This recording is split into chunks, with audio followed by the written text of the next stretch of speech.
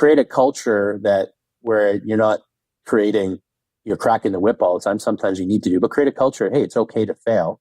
Learn from it. Let's move on, apply from it, and then try to scale it. So that's the other part around leveraging effectively an enablement team that's aligned to your go-to-market strategy, that's aligned to your hiring strategy, and really can create a framework and then really good content based upon where each of the sellers are at. So meeting the seller where they're at.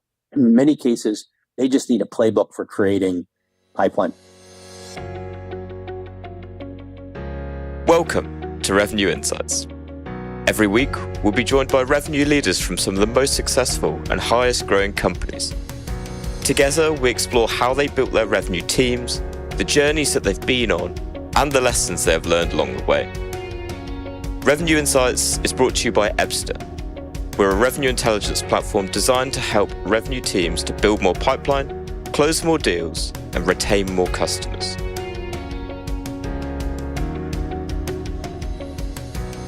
Hello there. You are listening to Revenue Insights. Over the past couple of months, there has been one challenge that's been coming up with my guests very, very frequently. Deal slippage, deals pushed out, pipeline slippage, whatever name that you give to it, it's the process of whenever a deal that is stated to close at the end of the quarter eventually moves into the next quarter. As such, we wanted to pull together multiple perspectives on how you can prevent it and some of the tactics that you can deploy to try and address it.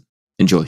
Super interesting, like how you start to approach that. So, if we think, and what actually comes to mind is getting to just in the stages before getting to that point. And I wonder whether what you were talking about before in terms of consistency starts to tie into this. So, as it's getting to those later stages of the sales process, one of the biggest things that comes up a lot on the podcast is around deals actually slipping. And how do you approach either preventing that, reducing that? How do you approach that problem? Yeah. So let's talk MedPick for a second. MedPick. I do not believe that Medic or MedPick is a sales methodology. I love it, but it's not a methodology. It's a checklist to audit your deal. And the best thing that gives you is clarity into reality. Like, do I know who the economic buyer is? Yes or no? Am I talking to them? Yes or no? Right? Am I engaged with them? Great. It's like, I don't even know who they are.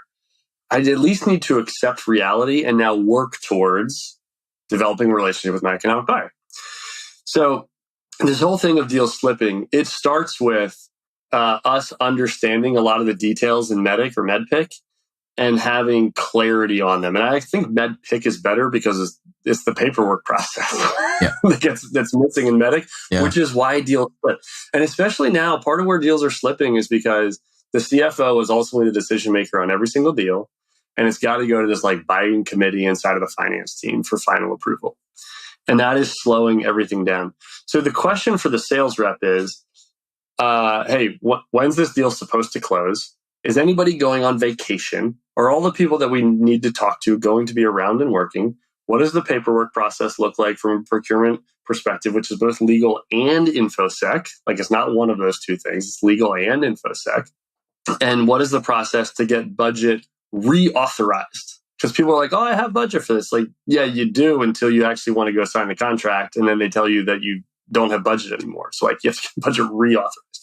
How long is that process going to take? Has your buyer actually bought stuff before? And when was the last time they bought stuff? Did they buy it 18 months ago when the economy was a little bit different? Or did they buy stuff 18 days ago and they know what it's like to do so now in their current environment, inside of their current company with the current players involved? Most of the answers to those questions by your sales rep, if their sales rep's really honest, are going to be, I don't know, right? And so now, great, we've accepted reality. We're not fooling ourselves, which is the most important thing. Don't fool yourself. And so now we can talk about that deal and say, okay, well, we got a 90% chance of getting it done, but this quarter it might be 30%. And then now, because you have this checklist of things that you actually don't know the answers to, now you can begin a strategy of getting the answers to those questions. And unfortunately, our main points of contact oftentimes on our deals don't have the answers to the questions. They think they know the answer to the question, but they don't actually know the question because things are just changing inside of companies. So the whole thing on these deals slipping is be really clear and honest with yourself about reality, about what you know and you don't know, and then work towards getting answers to those questions and knowing the backup plans to those questions. In the past, we talked about it as win-loss, right? But I think the slip pipeline is truly sort of this goldmine of information that can be a leading indicator to overall win-loss. Because are you just taking the can down the road, or are you truly losing it? Yeah, that helps induce the pipeline piece. Yeah, it's such an interesting point, particularly on deal slippage. We ran our recent analysis, and I think from what we analysed is something like 39% of deals have slipped. That's an all-time high based on as long as we've been running this analysis, and so it's always been an ongoing challenge. And what was fascinating to me as you were talking about it was really the acceptance of it, as opposed to, there's an inevitability that we're never going to be able to stop it, right? I don't think we're ever going to be able to get to the point where deal slippage is at 0%, but it's what can we learn from that? And then also, I wonder whether for you guys, it will lead into the point of how do we start to prevent this? And what are the characteristics of a type of deal that we've seen deals like this slip in the past, and we're seeing another one come in now to almost in a preventative way look at it from that perspective and sharing that insight with your sellers then of this is probably going to slip. We've seen this before. I believe we can allocate our resources more efficiently and impact the win rate directly, right? So I've seen this play out in a smaller scale, in a different scale. But I feel this is something that can happen at every company if you get disciplined about it and have the infrastructure to support it, and of course the sales leadership commitment to investigating it. Yeah, absolutely. And could that be an area where potentially businesses can start to look to leverage something like AI within the CRM or within the tech stack as a whole, because of the sheer amount of data that it can work through and it can learn from, to obviously then be spitting out that information at the end? Absolutely. And then Dell, where my last role was, setting up for deal desk, and that's kind of what we did, is because the velocity and the models, deals are so unique that you almost need a custom algorithm to really make sense. And this is where we have in the tech stack, there are AI deal scoring, right? Every tool will claim to have a deal scoring. The challenge you run into is, what is that algorithm based out of? It tends to be this proprietary black box. So how do I drive actions against it? Because the reps aren't going to do something and say, hey, this tool says the score is this, therefore you should do this. Like, they want a little bit more than that. I would want a little bit more than that. So it's if you have the resourcing, or if you're looking for an AI use case, to me, that's a great use case, because you can do that relatively quickly. Because you already have the data from CRM. You already have the variables that are going to be indicating that are dependent on where the deal slippage and the win rate dependent on. So that I would recommend everybody sort of do some of that, and you will be amazed how quickly it can be stood up in this technology world, and how quickly it start to give you operational insights. If you value selling, then you can typically get through and be successful in a downturn, because if you're either adding value and it's creating some sort of yield for the organization, you're solving a business issue, or you're not. And if you're not, then you're going to be left on the sideline, and you might get lucky every once in a while. You either got to figure that out and figure out what your value prop is to an organization, and ultimately validate that value throughout the whole cycle of the relationship with the customer, or you already have it in place and you're experiencing some level of success. So those are some things that, at a macro level and at a sales execution level, that are really, really critical. And those are hard conversations sometimes, because you don't never want to, use any of that as an excuse from a sales perspective. But at the leadership level, you do want to have real conversations grounded in the truth and get to the root cause of what's preventing some of the things that are preventing you maybe from scaling and growing efficiently. And on that note, something that I did want to ask, and because it's really around that point of scalability. Something that we were looking at in our analysis was around quota attainment, and it comes up a lot with CROs and VP of sales that I talk to, because it's this classic 80-20 situation where we've got 20% of our sellers at the top and 80% at the bottom that aren't necessarily consistently hitting their quota, right? Yeah. And to your point, it's not necessarily around just we're just going to keep chopping off the bottom and continue adding more in the top, hoping that this is going to get better. So from that point of view of scaling and growth, you obviously want to create, and don't want to take words out of your mouth, but you want to create that scalable foundation, right? So how are you approaching that within Phenom around quota attainment, and how are you, I guess, not only investing more in your top performers, but also how are you working with your, I don't want to say lower performers, but the middle of the pack to help get them onto the next level? Yeah, I think to your point, it's a lot easier when you have a smaller team that's engaged, and there's a dynamic there with smaller teams that can create a pretty big outcome. When you start to scale and grow, I had mentioned earlier in our conversation around just adding humans to the equation. It really works unless you have a really deep understanding of why it will work. So the first thing that comes to mind when I think about like that quota attainment is I look at the profile. Like, we use Octus. It's an assessment tool. It's one of the things that it does, but it actually looks at the top performers of the organization, and then we go through an assessment.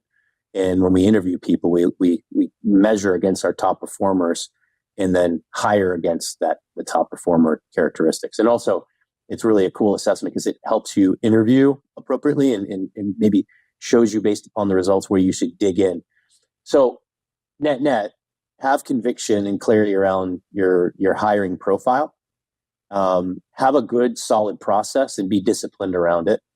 And don't deviate from it. You might, in some cases, it's okay to experiment, and you don't ever lose if you're learning, but try to, once you have a process, stick with the process. And where we start to go, astray, as leaders or organizations is when we lose discipline. We lose discipline in the sales process. We lose discipline in the hiring process. We lose discipline in our go-to-market process. It's hard. But those that are disciplined and operate that way have the most success. So that's the first thing. And I would say, we don't really, in many cases, help the sellers. So you have to create a culture of it's okay to fail. And as mentioned earlier, one of my strong beliefs is that you never lose if you learn. And if you're learning and you're actively applying those learnings to the next opportunity, then you're going to get better.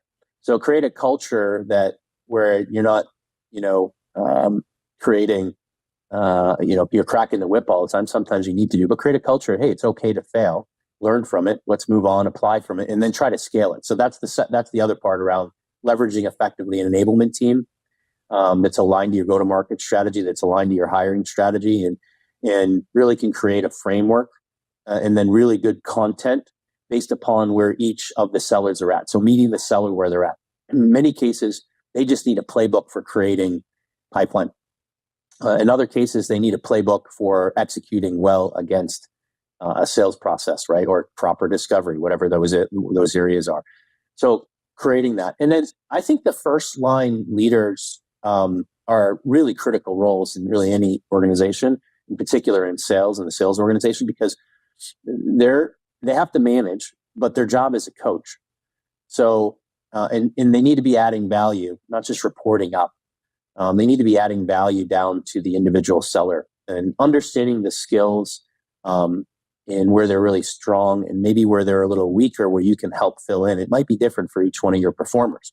If you can do a lot of these analytical tasks, fantastic. Going into a leadership role, all of a sudden you need to be a great communicator. You need to be a great motivator, so on and so forth. So what's your advice generally in those situations? Because sometimes some people just suit certain roles and sometimes that roadmap requires them to develop those other skills? Do you factor that into it, or I'd love to get your point of view?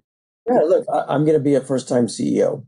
So, I have to consider, who do I know that has been a first-time CEO? And now maybe they're a second or a third-time CEO. So I try to leverage that network and talk about their experience. I try to learn from them. What are the failures that they made? What are the things that they, learned from? So I think we all need a mentor, regardless of who you are. We all need a mentor because there's people that have trodden the path already, and they've already had that experience. And why go it on your own? Like, why not leverage other people's experiences?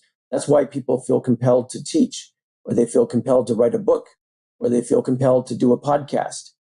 It's all to help other people and to share your experiences, and what other people can glean from those experiences. Look, if I've helped anybody think about their career, then this is a successful podcast to me. Like, it's worth my time spending that just thinking of how I can help other people. And so I think those are soft skills that I've certainly developed, over a career.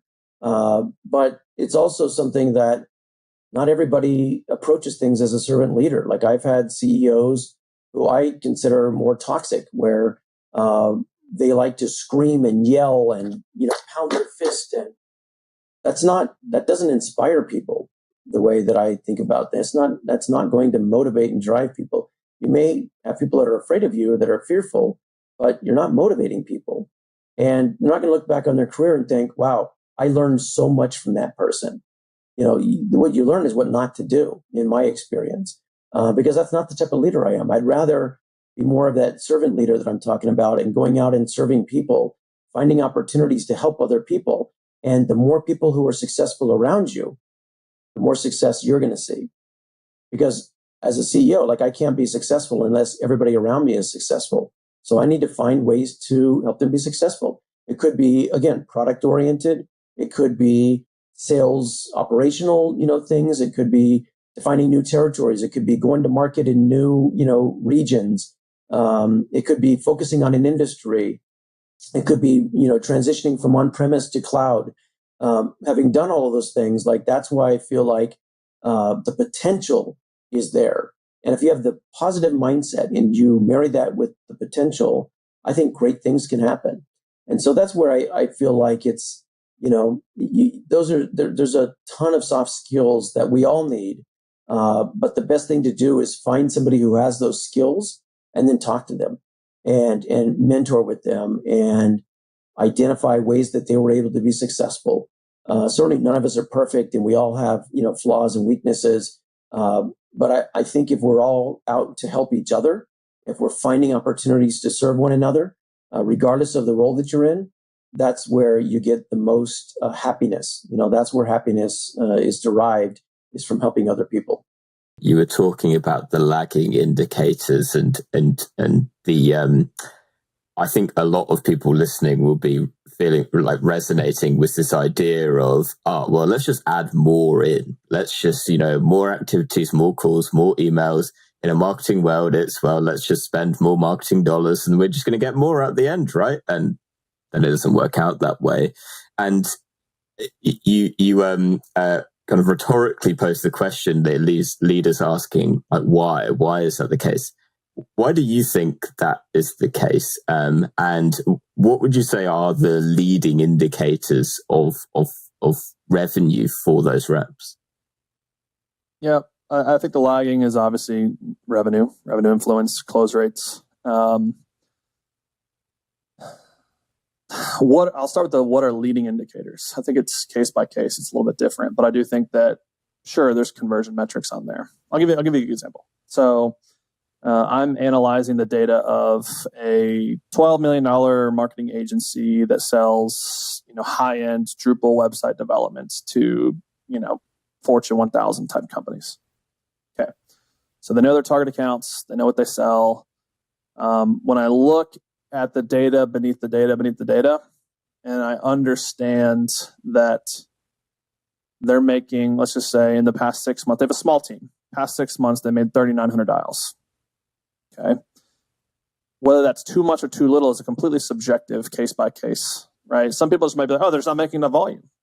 Well, yeah, maybe. Yeah, totally maybe. Or maybe not. And then you go a layer deeper and you say, okay, well, what's their dial to connect rate? That's interesting. So the dial to connect rate is on 3,900 dials, they've only had 79 connections. That's abysmally low. That's 2%. Okay. So that means that they have an issue connecting with who they deem as their decision maker. Okay. You look a layer deeper and you realize that of the connections they had, they're only converting, I think the number was 1% of those conversations or connections. All right, that's really, really bad. So a 1% conversion on a 2% connection on 3,900 dials, that's 6 conversions roughly on 3,900 dials. Okay, so if I look at those numbers, what that tells me is a couple things. And again, there's more layers we can get into, but it tells me a couple things. One, you have probably poor data, or you've not determined what is the best number to dial, right? So you've not done the heavy lifting on what dial should we be going, or your data source is bad, right? Maybe you're using ZoomInfo, or you're using Slintel, which is attached to 6 Sense, or you're using Apollo's data, or whatever your data might be. Your segment data is not great. And so you have a poor data process. And so what that tells me, I can reverse engineer and I can look at, based on the volume of dials you're doing and the connection rates you're getting and the conversion rate on those connections that you're getting, I can tell that you're going to have a conversion every 29 days. That is unsustainable. Jimmy, not his real name. But I'm going to look and be like, this is just unacceptable. We can't keep accepting this. And we've been doing this for 6 months. And you don't know how to look at the data on the front end, and the data tells you a story. And so you don't need fancy tools. You just need data that tells you what the numbers are on the front end, and then you need to know how to turn that data into a story that helps you solve a problem. And so it's a data problem, et cetera. Here's the layer deeper. I go to the 78 connections they had, and I found that 42% of those was either a referral, aka it was not me, wrong person, or it was wrong person in the organization, no referral. So what you're telling me is, even of the 3,900 dials I had and the 78 connections I had, only 30 something of those were relevant. So I have a buyer persona issue. I'm going after the wrong title, the wrong buying committee. I think this person makes the decision, but 42% shows me it's not. So who are they referring me to? That needs to become the new buyer persona or the new key buyer in my buying committee. Right? And those are the things, those are the leading indicators of lagging success. Of course, their revenue's down. Of course, they're not closing, right? That was a lot. I could go deeper, but that's the things you have to look at is what are the things leading up to that? The other aspect is that's all objective. You have to look at subjective. So something that we install in every company, and this is probably the best, most practical advice you could have in your company right now, is you need to have a daily shutdown scorecard. I literally believe in this so much that I built an internal software for our VPs this is how we manage sales reps for all of our clients. Have a daily shutdown scorecard where they have to manually report. I know you have APIs all you want, but they have to manually report and go find their own data and put it in. Why? Because they have to be personally accountable to their numbers. Yes, you can go pull those reports in Salesforce. It's easy. But I want to have them manually go find it themselves, put it in my scorecard so that they are personally accountable to the leading indicators. Simultaneously, one of the other questions that we ask in the daily shutdown scorecard is subjective answers, right? So objective is your production. Subjective is how do you feel? What are you struggling with? What are you experiencing on the ground, boots on the ground in your conversations? Where do you feel like you're getting hung up here? And they will oftentimes tell you intuitively what they believe is wrong. It might be wrong, might be right, doesn't matter, but they are giving you data as a sales leader who's monitoring these manual daily shutdown scorecards on what they need. And if you're not giving them what they need, then it's on you. If we take that assumption that a lot of the sellers are in a similar mindset of, it's activity, it's not that genuine, it's not as authentic. For your sellers, how do you go about, coaching them? Are you doing it through processes and frameworks like some leaders do? Are you doing it through like one-to-ones and like building relationships? I'm really curious how you kind of go about embedding your view and your approach to selling to really get your sellers on board with it, so they get to that point of, oh my God, this is common sense. Yeah. Well, I love so many things you said, and I want to be really clear. I don't think anything I do is really that special.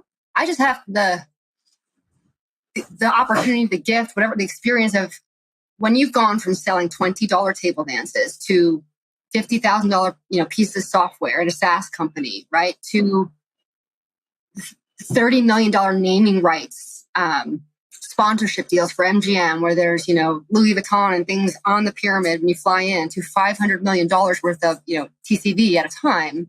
It's that I've been in the trenches for 25 years, and I'm starting to learn that I have mastery in a way that works for me. And some of those nuances are things that can be taught. And so I'm probably 4 years into this journey of learning how to package that knowledge and help train, coach, mentor others. And I have to give credit to when I was at Atos and still trying to figure out what was next. The head of inside sales there was a friend. I had coached her on deals. And she was honest. She's like, hey, I'm struggling. We've got 25 juniors. They're super smart. We got all the tech stack. They're making the phone calls. They're getting out the emails. We're not finding any deals.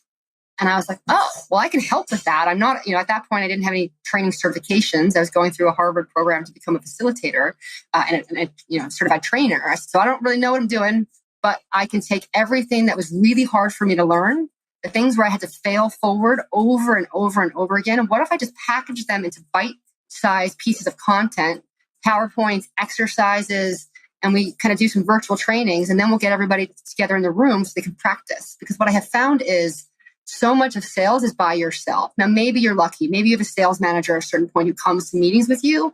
I was never that person. I was out there on my own more times than I can count. And so I failed a lot, but I failed forward. And so we started taking some of those lessons. And the beautiful part about early career starters is they're like sponges. And so we just did all sorts of things, from role play to how do you cold call to how do you ABC test the subject headings to help them develop that authenticity muscle and how they communicate. We had to do things like, okay, here's what the marketing slicks say. God love the marketers. They're great. But here's how you have to translate that into human language based on the role of the person you're talking to. So we did a lot of that work over a year and a half, 2 years. And in that process, what happened was, number one, it gave me the confidence that I could teach this and that I love teaching that. So that in itself was a gift. And then separately, I started a mentor program with the juniors, with the very senior business developers, right? The hunters that are going out there.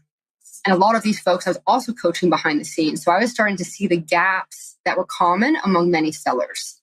So many sellers had a technical expertise, or they'd been in sales forever and they were great relationship builders.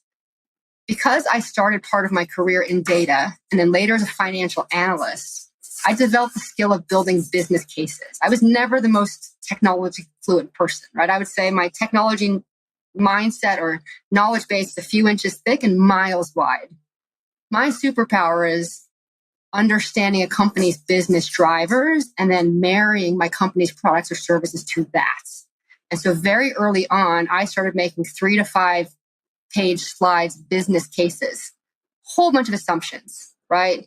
But it was always enough to put forward. And what I would found in that process was the naysayers at a company who didn't want to work with me would throw up on it and poke holes on it. And in my head, I was like, gotcha. Because when they're trying to prove me wrong, they were teaching me how I needed to update this business case to make it smarter and better. And now we're in collaboration instead of working against each other. And then as you go up the food chain, you bring the right business case into CFO that says, hey, you're talking to Wall Street every quarter and you're missing this, this, and this. And I think we can accelerate your path to get there. The floodgates go open. Every seller on the planet has been told, sell upstairs, right? Talk to the C-suite. I have found very few sellers have the muscle memory and the confidence and the vernacular to do so succinctly that they get those conversations over and over and over. Learning how to develop a business case helps with that. And what was really cool with the senior sellers is at first I thought, oh, they're going to think I'm crazy. So I'd tell friends behind the scene, like, hey, we're going to do this little webinar about building a business case. I know it helped you. I know it helped Susie. Just come to it because I'm trying to grow my muscles as a coach. I'm trying to lean into authenticity. The coaching and training was something I did outside of Atos. It's a little scary to show yourself in that way in the company, come for support. And what started happening was those webinars, which we did weekly, I call them Wisdom Wednesdays, started getting forwarded out all over the company. Within 2 weeks, we had 300 people showing up to these things. And so literally I was making it up as I go along. And then what would happen is the feedback afterwards was awesome. That was helping people. Grown, mature, seasoned sellers were coming and say, hey, my deal has been stuck for 3 months. Can you help me develop one of those business casey thingy things? I'm like, absolutely, right? And we'd spend a half a day and I'd give them homework. Hey, go find this, go to the earnings, Google these words. What are the 3 things? And we started templatizing this process and they started getting more customer engagement. Their sales cycle started shrinking, right? And that was how I ultimately ended up moving up into leadership, because one day the CEO of Americas called me. He's like, what on earth is going on? I was like, what are you talking about? He's like, so 2 years of inside sales, almost no results. I know you've been hanging out and coaching and training and doing some of that Jaime stuff with them. We have more qualified pipeline from the juniors, of your 16 juniors, than we do from the 350 sellers in North America that I pay $250 a head to. What is going on? And I was like, well, I'm just thinking of what was hard for me. And I put it in PowerPoints. And then we go down to Dallas and they practice, right? Think boiler room, right? I get on a call. They get on a call. Things like teaching them the process of starting with research and understanding the industry pain points, right? So that they can talk relative. And we just kind of, I just start showing him stuff. He's like, great. So here's what we're going to do.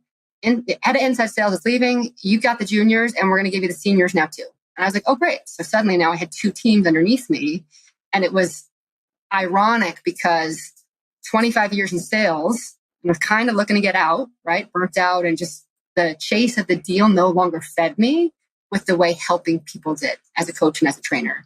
And then overnight, these 2 sides of me that have been so separate, that barrier vanished, right? And so I guess when I say I do things a little differently, it's that I show up to my team as a leader, as a coach and trainer first. I just happen to have a domain expertise of selling technology and services for 25 years. And so it's a very slightly different shift in context.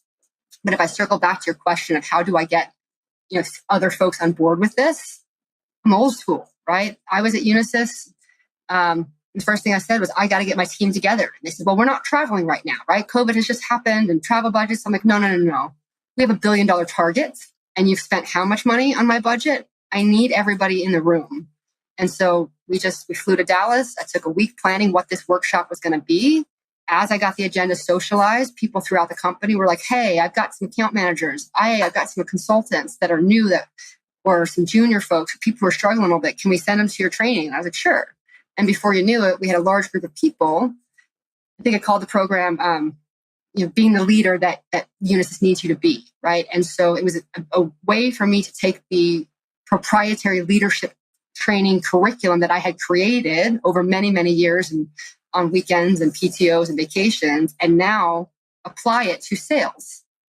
Because all of the trainings I've been fortunate to go through in my life were amazing.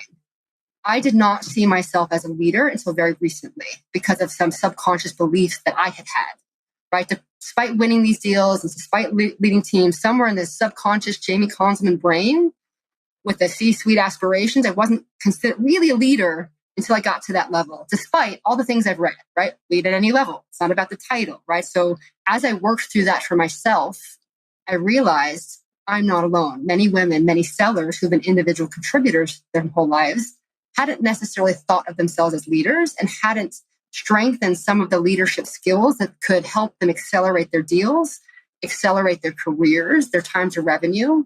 And so I took this team through a 2.5-day training where we did things like, what is your leadership style? How do the best leaders lead and inspire loyalty? And then the worst qualities you've ever experienced. And then what would happen if we applied those best qualities to how we sell and interact with customers? What would happen? How would the experience start to shift? Right. And then the collaboration, all I do is facilitate and ask the questions. The learning happens from their insights in the room.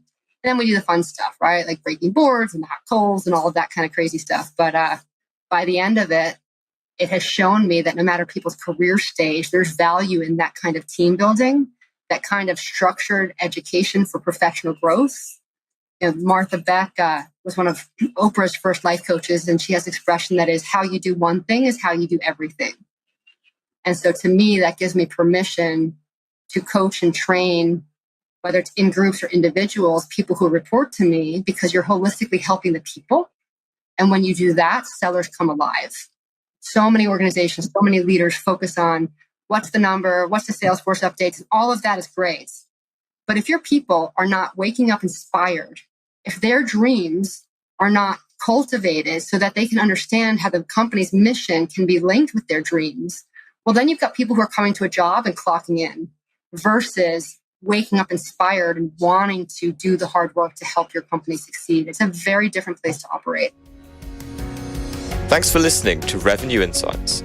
If you want to learn more, subscribe to our newsletter and we'll deliver every episode straight to your inbox.